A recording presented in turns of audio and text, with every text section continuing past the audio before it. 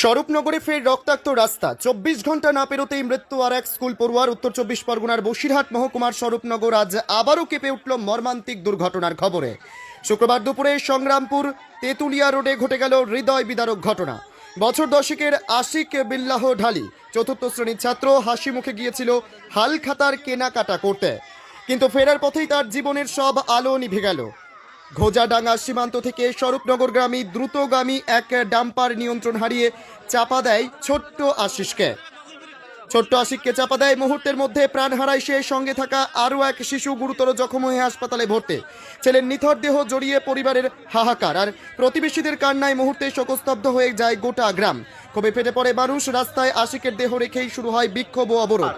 বহুবার এরকম অ্যাক্সিডেন্ট হওয়ার পরে আমাদের প্রশাসন কোনো নির্বিকার, প্রশাসনের কোনো ভূমিকা নেই। প্রশাসন আজকে যাচ্ছে, কালকে এটা পয়সা বা অর্থের মাধ্যমে সেটেলমেন্ট করে যারা প্রকৃত ক্ষতিগ্রস্ত তার বাড়ির লোকও কোনো অর্থ পায় না, যারা মানে যে মারা গেছে বা তার আত্মীয় স্বজন তারাই দুঃখী থেকে যায়, কিন্তু মাঝখান দিয়ে কোনো সমাধান হয় না।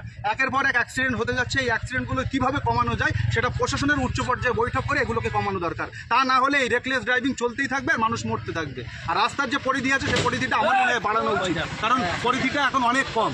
এই কমের কারণে এইসব বড় গাড়িগুলো এখান থেকে যাতায়াত করা খুব দুর্বিষহ হয়ে পড়ছে। তাদের দাবি অবিলম্বে যানবাহনের দৌরাত্ম্য রুখতে হবে আর মৃতের পরিবারকে দিতে হবে ক্ষতিপূরণ।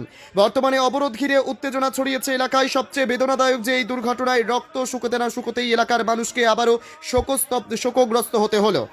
কারণ মাত্র 24 ঘন্টা আগেই বৃহস্পতিবার দুপুরে দত্তপাড়া উঁচু পোলে মৃত্যু হয়েছিল আরও এক চতুর্থ শ্রেণীর ছাত্রী জান্নাতুল খাতুনের।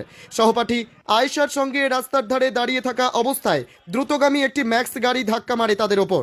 সেদিনই প্রাণ হারিয়েছিল জান্নাতুল, গুরুতর জখম হয়েছিল আয়েশা। 2 দিনের ব্যবধানে একই থানার এলাকায় একের পর এক স্কুল পড়ুয়ার মৃত্যুতে আতঙ্কে স্থানীয়রা। তাদের ক্ষোভ, প্রশাসন যদি ব্যবস্থা না নেয় তবে রাস্তা জুড়ে মৃত্যু মিছিল থামবে না। শিশুদের এই অকাল মৃত্যুতে প্রশ্নের মুখে রাস্তার নিরাপত্তার ভাঙা পরিবারগুলির বুক ফাটা কান্নায় ভারী হয়ে উঠছে গোটা স্বরূপনগর।